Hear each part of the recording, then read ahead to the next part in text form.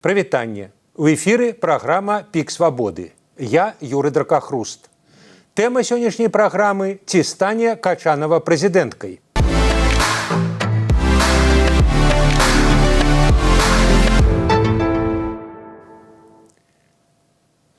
Наша сённяшняя госця – паліталягіня, дырэктарка Цэнтру новых ідэяў Леся Руднік. Леся, прывітанне. Вітаю, спадар Юры. Леся, сённяшняя наша гутарка не зусім пра Качанову, ці зусім не пра Качанову. Напрыканцы чэрвеня, на пачатку ліпеня, Chatham House, беларуская ініцыятыва ў межах гэтага цэнтру, правяла чарговае апытанне онлайн сярод гараджанаў Беларусі. У гэтым апытанні, прынамсі, задавалася некалькі гендерных пытанняў.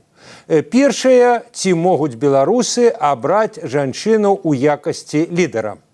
Адказаў не выберуць 14%. Гэта мала ці шмат? Калі казаць шчыра, то мне падаецца, што это даволі добры паказчык. Гэта таксама на графіку адлюстравана. Мы бачым, што 50% адназначна гатовыя галасаваць за жанчыну-кандыдатку і ўсяго 14 не. У 2020 годзе па выніках таго ж апытання яно задавалася менавіта такім жа чынам. Вось на графіку няма 2020 году, але калі звярнуцца да 2020, то першы раз задаваліся такія пытанні. І там вось па выніках апытання толькі 17% не гатовыя былі галасаваць. Так? І гэта значыць, што за 4 гады мы бачым, што нязначна, але ўсё роўна скарацілася колькасць тых, хто не гатовы выбіраць жанчыну ў якасці палітычнай лідаркі. І я бы тут хацела падкрэсліць, што гэта таксама на сусветныя, калі тренды паглядзець сусветныя, то гэта даволі добры паказчык, таму што вось, напрыклад, у Расіі каля 68% людзей супраць таго, каб галасаваць за жанчыну. І ў ЗША паказчык прыкладна на тым жа ўзроўні, што і ў Беларусі. Нават крышачку вышэй, то бок больш грамадзян ЗША не гатовыя галасаваць за жанчыну, чым грамадзян Беларусі. Верагодна, гэта, конечно, лічба для ЗША зменіцца праз кандыдацтва жанчыны зараз, але пабачым. У любым выпадку сітуацыя глобальна выглядае не кепска, і я б сказала, даволі прагрэсіўна, улічваючы тыя ўмовы, у якіх зараз развіваецца сітуацыя. Аднак я б сказала, што тут варта прыглядзецца да іншай лічбы, і гэта лічба тых, хто не адказаў на гэта пытанне, каму альбо складана адказаць, альбо хто адмовіўся адказваць. Дык вось, мы бачым, што сёння гэтая лічба 36%. Калі паглядзець 2 гады таму, гэта была 22%. Але калі паглядзець на 2020 год, то гэты адсотак быў усяго 9%. Гэта значыць, што за 4 гады колькасць людзей, якія не могуць вырашыцца з адказам на гэтае пытанне, альбо не гатовыя размаўляць пра гэта пытанне, павялічыўся ў шмат разоў. Таму я б сказала, што гэтая лічба з'яўляецца больш цікавай у гэтым разрэзе. І тут варта падумаць, наколькі гэтая лічба адлюстроўвае пэўны фактар страха, альбо ўсё ж такі мы можам за гэтым пабачыць нейкі тренд таго, што людзі, можа быць, зараз думаюць, мяркуюць наконт свайго такога меркавання пра тое, што жанчына можа быць актыўнай палітычнай лідаркай, можа быць, у іх зараз узнікаюць асацыяцыі з лідарствам умоўнай прарэжымнай жанчыны, а можа быць, з расчараваннем з жаночым лідарствам з боку беларускіх дэмакратычных сілаў. Тут цяжка штосьці сказаць, не маючы дадзеныя. У любым выпадку я б вельмі уважліва прыглядалася да гэтых людзей, у тым ліку ў будучых нейкіх даследаваннях. Хочацца таксама адзначыць, што тут няма вялікай узроставай розніцы, то бок цікава толькі, што выбіваецца адна лічба, што сярод беларусаў 45-54 гады. Вось менавіта сярод іх найбольшая колькасць людзей, которые адназначна гатовыя абіраць жанчыну-палітыка ў якасці лідаркі. І гэта, напэўна, часткова супадае таксама з дэмаграфіяй, з такім профілем пратэстоўцаў і прыхільнікаў дэмакратычных сілаў у кампаніі 2020 году. Таму глобальны тренд, мне падаецца, тренд кепскі ў тым сэнсе, што мы ведаем менш, людзі адмаўляюцца адказваць на гэтае пытанне альбо сумняваюцца. Аднак, калі паглядзець на сусветную мапу, то беларусы ўсё яшчэ выглядаюць даволі салідна. А зараз моя калега Глафіра Жук нагадае, як улады ў Беларусі ставіліся і ставяцца да палітычнага лідарства жанчын. Беларускія ўлады палітычнае лідарства жанчын заўсёды ўспрымалі паблажліва. У нас Конституция не под женщину. И у нас общество не созрело для того, чтобы голосовать за женщину, потому что у нас по Конституции президент обладает сильной властью. Казаў Лукашенко ў 2020 годзе. Хоць, на думку Лукашэнкі, жанчына не можа быць прэзідэнтам, аднак высокія пасады ў сваім атачэнні ён раздаваў тым з іх, каму безумоўна давяраў. Сярод іх старшыня Савету Рэспублікі Наталья Качанова, намесніца кіраўніка прэзідэнцкай адміністрацыі Наталья Пяткевіч. І, вядома, былая шматгадовая старшыня Цэнтральнай выбарчай камісіі Лідія Ярмошина, якая сфармулявала канцэпцыю жаночай ролі ў разуменні ўладаў. Этим женщинам делать нечего. Сидели бы дома, борщ варили, они по площадям шастали. Так выказалася Ярмошина аб удзельніцах акцыі пратэсту на плошчы Незалежнасці ў дзень выбараў прэзідэнта яшчэ 19 снежня 2010 году. Прынята лічыць, што за Лукашэнку традыцыйна больш галасуе жаночы электарат. Аднак у 2020 годзе менавіта жанчыны ачолілі пратэсты ў Беларуси супраць фальсіфікацыі прэзідэнцкіх выбараў.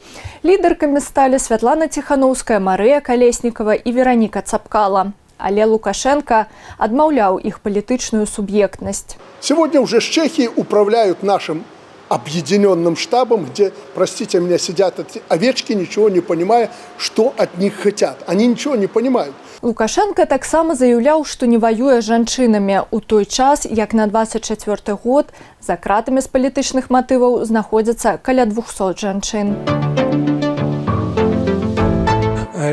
Леся, ну вот тое, што Глафіра цытавала Лукашэнку, давала яго словы, у 2020 годзе сказаныя, што Канстытуцыя не пад жанчыну. Але ў 2022 годзе ён памяняў Канстытуцыю і яго пераемнікам па законе стала старшыня Совету Рэспублікі. Эту пасаду займае жанчына Наталья Качанова. То есть фактычна ён прызнаў яе пераемніцай па законе, жанчыну. Так вот у яго змяніўся погляд на гэта? Ці як? Вот як вы это успрымаеце, як палітолог?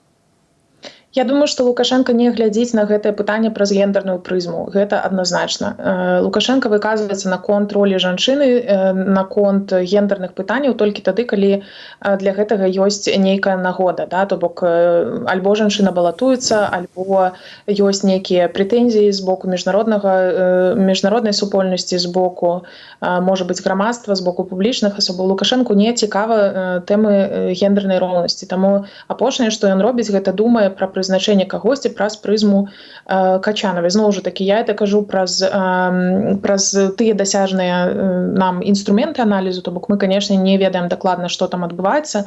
Можа быць, была за гэтым нейкая матывацыя, якая грунтуецца на тым, што вось пабачылі, быццам бы беларускае грамадства больш прыхільнае да жанчынаў у палітычным лідарстве, і можа быць гэта такі тэст, але я вельмі сумняваюся. Хутчэй за ўсё, это ўсё грунтуецца менавіта на персанальных якасцях, на лаяльнасці, на тым, што персанальна Качанова увасабляе у сабе тыя якасці, якія патрэбны лаяльнаму пераемніку Лукашэнкі. Ну а па-другое, давайце не забываць пра тое, што тут гендерныя аспекты ўвогуле не важныя, таму што Качанова акурат тая, хто даволі шмат кажа пра традыцыйную жаночую ролю, пра ролю жанчыны ў сям'і, пра сямейныя гэтыя традыцыйныя каштоўнасці, пра ролю маці, гаспадыні і гэтак далей. То бок я б сказала, што гэта вельмі традыцыйны вобраз, і у аўтарытарную такую канву вельмі добра кладзецца прысутнасць жанчын як такіх вось гаспадынь, якія дапамагаюць трымаць хату ў парадку, да, трымаць краіну ў парадку. І вось мне падаецца, што Качанова не выглядае як моцная самастойная рука, якая можа цалкам замяніць Лукашэнку. Яна выглядае як вось у гэтай толкаванні, у такой інтэрпрэтацыі традыцыйнага бачання свету, яна выглядае як вось такая правая рука гаспадыня, якая дапамагае гаспадару трымаць усё ў парадку так, як яму трэба. Таму я бы рабіла стаўку на тое, што ўсё ж такі тут гэта пра лаяльнасць, гэта пра яе персанальныя кампетэнцыі і гэта пра давер у першую чаргу да таго, што, скажам, спадчына Лукашэнкі, спадчына рэжыму можа быць гарантыяй для яго дзяцей у будучыні, будуць, калі што, паважацца чалавекам, які стане пераемнікам Лукашэнкі. Зноў жа такі пытанне, ці будзе ўсё ж такі такі сцэнар, пры якім мы пабачым Качанаву пераемніцай Лукашэнкі ці не. Аднак у гэтым кроку я бы не бачыла ніякіх налётаў гендерных аргументаў. Леся, вот Глафіра прыгадала трыо Ціханаўская, Калеснікава, Цэпкала.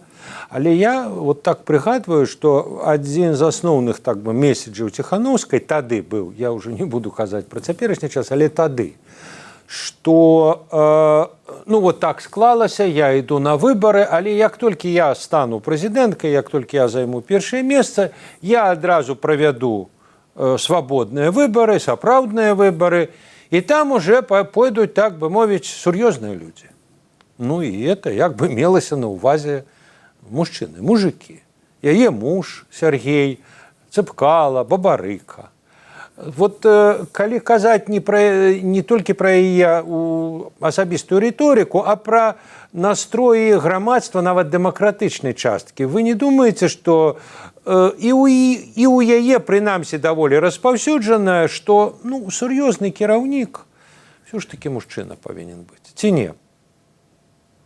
Я думаю, што тут, улічваючы то, што мы размаўлялі пра пазіцыі беларускага грамадства, мелі нейкі дадзены, тут вельмі складана рабіць высновы без нейкага глыбіннага аналізу. Звонку падаецца, быццам бы ёсць прэтэнзіі ў пэўным сэнсе да жаночага прадстаўніцтва ў беларускіх дэмакратычных сілах. Гэта стала відавочна, калі на пасаду, напрыклад, была прызначана Таццяна Зарэцкая, да якой былі прэтэнзіі з боку розных людзей, у тым ліку праз тое, што магчыма гэта нейкае запаўненне квоты. Я зараз не выражаю сваю пазіцыю, кажу аргументы, якія гучалі, і ёсць сапраўды адчуванне, што рыторыка пра тое, што жанчын у дэмакратычных сілах павінна стаць больш, якая пачала з'яўляцца гады 2 таму назад, што яна з'явілася не на роўным месцы, ёсць і былі розныя агучаныя крытычныя поінты з гэтым звязаныя у дачыненні да канкрэтных жанчынаў, якія быццам бы не могуць займаць пэўныя пасады, не могуць як бы прабіцца, ці іх пазіцыя не паважаецца, ўсё роўна ёсць нейкая няроўнасць, да, звязаная з размеркаваннем палітычных сілаў. Але мы вельмі мала пра гэта ведаем у публічнай прасторы на сённяшні момант. Даносяцца толькі адгалоскі, да, нейкія плёткі, таму тут складана штосьці сказаць. Мне асабіста, канешне, вось тут ужо зноў ж такі няма інструмента добрага аналізу. Мне асабіста падаецца, што гэта відавочна, што беларускія дэмакратычныя сілы таксама будуць пакутаваць ад вось такога культурнага гістарычна-культурнай спадчыны, да, якая ў нас ёсць у беларускага грамадства. Ёсць выхаванне, ёсць сацыялізацыя, ёсць адукацыя, праз якую большасць людзей, которые сёння знаходзяцца ў дэмсілах, праходзілі менавіта ў Беларусі, да, то бок не вырошчвалі прадстаўнікоў дэмакратычных сілаў у нейкіх ліберальных школах заходніх, там дзе зусім іншыя каштоўнасці прывіваюць. Таму я думаю, што гэта не дзіўна, што такія праявы мы можам заўважаць, не дзіўна, што ёсць такая крытыка, і не дзіўна таксама, што Святлана Ціханаўская гэта агучвала ў 2020 годзе, і магчыма, гэта таксама стала сродкам прываблівання пэўнай часткі яе электарату менавіта ў той час, таму што гэта такі вобраз простай традыцыйнай жанчыны з простай сям'і. Вось. Вядома, што сёння гэтае пытанне нашмат больш крытычна, на такія заявы нашмат бы больш крытычна сёння паглядзелі ў дэмакратычнай супольнасці, бо мы бачым запыт на розныя праявы роўнасці, на розныя праявы больш жаночай аджэнды і жаночых пытанняў увогуле ў палітычных і дэмакратычных структурах. Становіцца больш жанчын, больш смела агучваюцца нейкія моманты, звязаныя з правамі жанчын. Таму мне падаецца, што крытыка мае падставу, аднак вось ёсць зрух таксама ў лепшы бок. Леся, вот якраз вы казалі пра розныя аспекты няроўнасці. Вот яшчэ одно пытанне, у апытанні, пра якое я казаў, это пра няроўнасць у аплаце працы. Вось як выглядае графік. У мяне да вас пытанне. Вот цікава, наколькі моцна адказы жанчын адрозніваюцца ад адказаў мужчын на гэтае пытанне? Наколькі часцей жанчыны канстатуюць няроўнасць? в аплаце працы? Ну так, менавіта калі казаць пра варыянт адказу, калі людзі абіралі, што праблема шырока распаўсюджана, да, то бок ёсць праблемы з няроўнасцю аплаты працы, то мы бачым, што жанчыны прыкладна ў 2 разы часцей і больш выбіраюць гэты варыянт.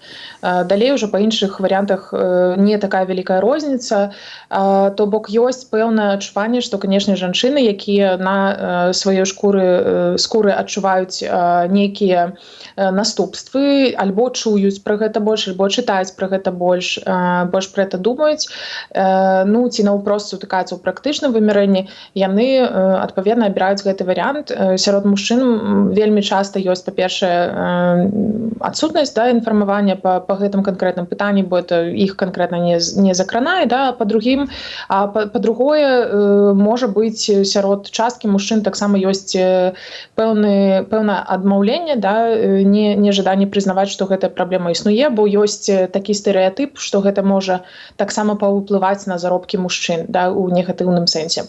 Таму у пэўным ключы гэтыя апытанні, гэта адлюстраванне таксама такой вось рэальнага грамадскага меркавання па гэтым пытанні. І калі паглядзець на агульную лічбу, да, вось мы бачым на графіку, што каля 30% беларусаў думаюць, што праблема існуе, да, і зноў жа такі вось гэты гендерная розніца невялікая, якая ёсць у гэтых апытаннях, нам паказвае, што проста жанчыны больш ведаюць пра гэтую праблему, альбо больш яе адчуваюць, альбо таксама схільныя яе больш актыўна агучваць. Леся, а вось што гавораць аб'ектыўныя паказнікі?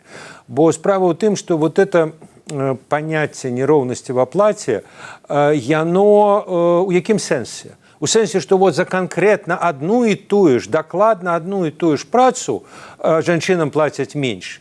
Ці маецца на ўвазе, што, ну, умоўна кажучы, сярод начальнікаў, ну, дакладна, мужчын значна больш, істотна больш. Ну, а начальнікі і начальніцы атрымліваюць больш, чым звычайны працаўнік. І как бы атрымліваецца, што мужчыны больш зарабляюць. Так вось, калі людзі, калі жанчыны, мужчыны, неважна, гавораць, што як бы нероўнасць в аплаце, это маецца на ўвазе дакладная нероўнасць, што толькі вот за канкрэтную працу плацяць по-рознаму. Ці проста у мужчын больш высокі статус, як правіла. Ну і калі ў мужчын больш высокі статус у грамадстве проста таму, што яны мужчыны, гэта таксама праблема. То бок тут ёсць два бакі ў гэтай праблемы. Ёсць, канешне, выпадкі, калі мы глядзім на лічбы, да, чыста на статыстычныя нейкія паказнікі, на дадзенай Белстата, і мы можам сказаць, што вось жанчыны на той жа пазіцыі могуць атрымліваць тыя самыя заробкі. Пры гэтым вельмі часта гэта насамрэч не так. Ёсць разрыў, які абгрунтоўваецца аргументамі, якія не прапісаны, напрыклад, у кантрактах. Это можа быць, ну, скажам, не ведаю, упэўненасць чалавека ў сабе, харызма, альбо нейкія фармальныя таксама рэчы, звязаныя з адукацыяй жанчыны, альбо большай прысутнасцю мужчыны на нейкіх міжнародных мерапрыемствах. Усё вельмі залежыць ад сферы. Сутнасць у тым, што... Леся, я вас перапыню. Ну, і вельмі простае, дарэчы.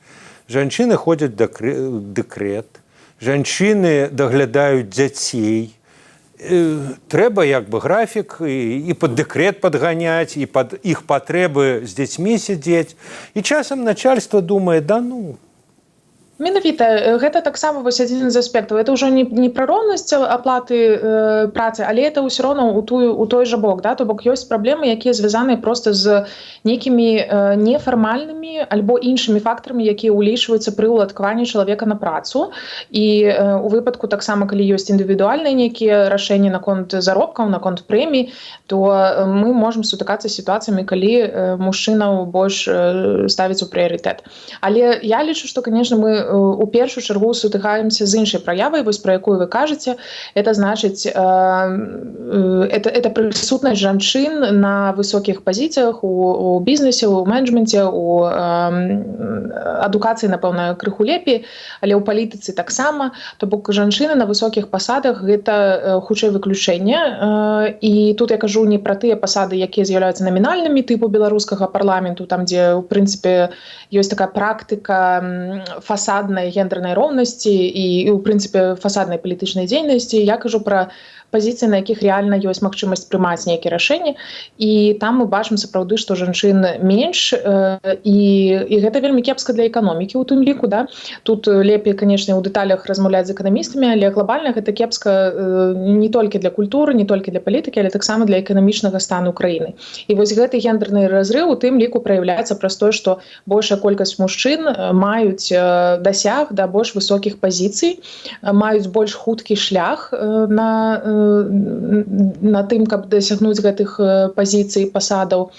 І таксама гэта залежыць, канешне, ад сфераў занятасці, то бок ёсць сферы, у якіх проста больш жанчын, і яны самі па сабе даволі малааплочваемыя альбо ніжэй аплочваемыя, чым тыя прыбытковыя сферы, дзе, напрыклад, працуе больш мужчын, дзе яны маюць пэўную перавагу ў аплатах. Таму тут дваякае і пэўныя няроўнасці, якія звязаныя з аплатай таго ж труда на той же самай працы, і такое адвольнае талкаванне кваліфікацый чалавека, якое абгрунтоўвае вось гэтую розніцу. І другое, гэта менавіта большая прысутнасць жанчын у менш аплочваемых сферах і меншая прысутнасць на высокіх пасадах.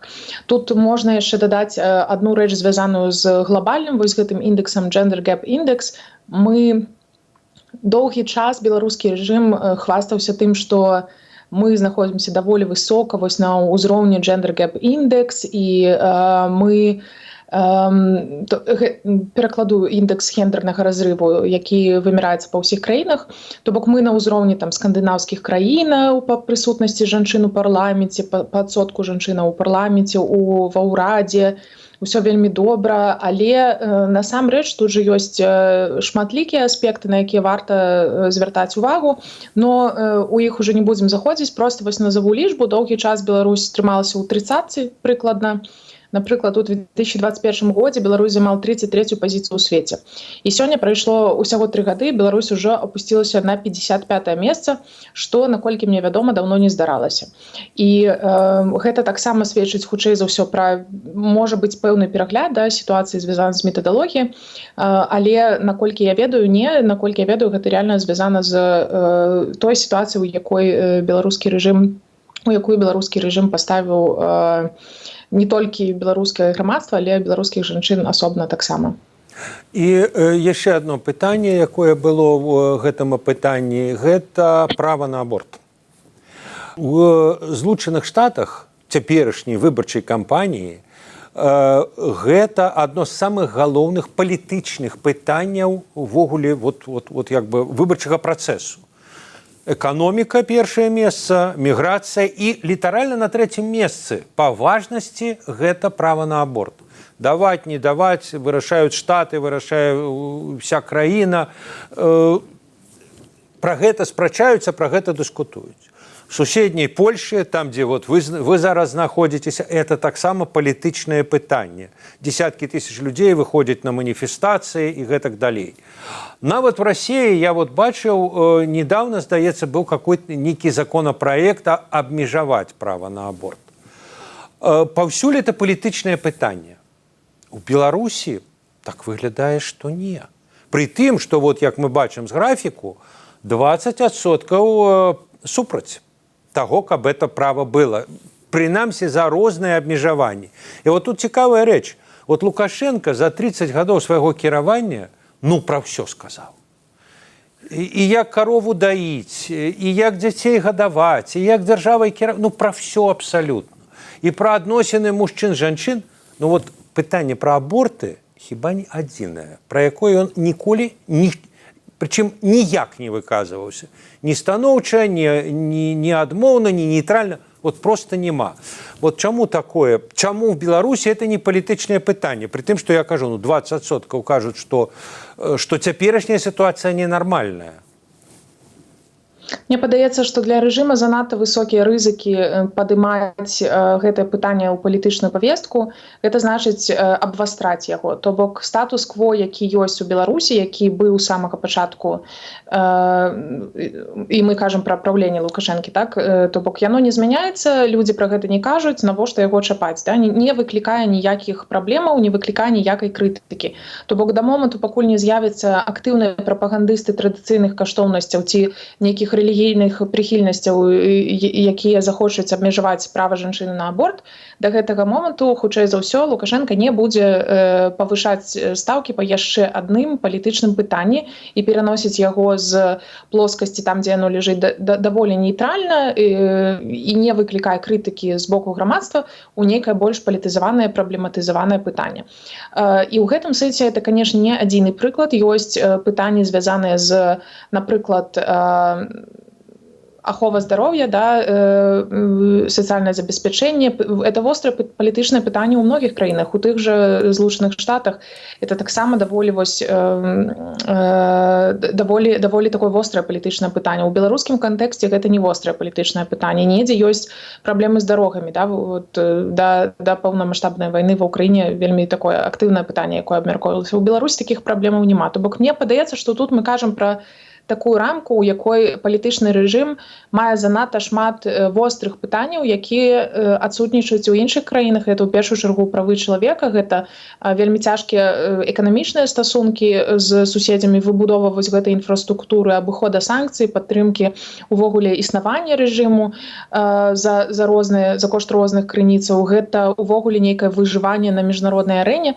Ёсць вельмі шмат іншых праблемаў, на якіх варта сфокусавацца, таму альбо і яны ўжо даволі вострыя, іх не хочацца дапаўняць яшчэ дадатковымі пытаннямі. І гэта вось мая адзіная гіпотэза, чаму это не выходзіць на першы план. Ну, то бок яно не выклікае крытыкі, няма альтэрнатыўных прапановаў, як гэта можна змяніць. Адпаведна, пакінем гэта пытанне ў пакоі. Аднак мушу сказаць, што бачыла, калі у 2022 годзе адзін са штатаў легалізаваў, яшчэ адзін са штатаў агучыў забарону на права на аборт. Лукашенко запрашаў тады амерыканскіх грамадзянак у Беларусь рабіць аборты. Аднак большага выказвання наконт таго, што вось у Беларусі гэта легальна, там і гэтак далей, больш чым гэта мы не пачулі.